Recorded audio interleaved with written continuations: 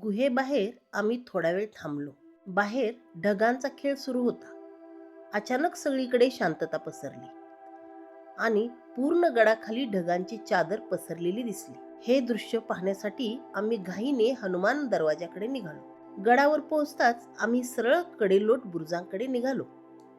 जाताना कात्राबाई आणि रतनगड मधील दरीतून ढग जणू वाहत होते. हे दृश्य पाहून क्षणभर थांबावंसं वाटलं. इतकं सुंदर दृश्य होतं ते. मग आम्ही तिथेच बराच वेळ थांबलो. थोडा टाइमपास केला. भरपूर फोटो आणि व्हिडिओ काढले आणि मन भरून त्या दृश्याचा आनंद घेतला.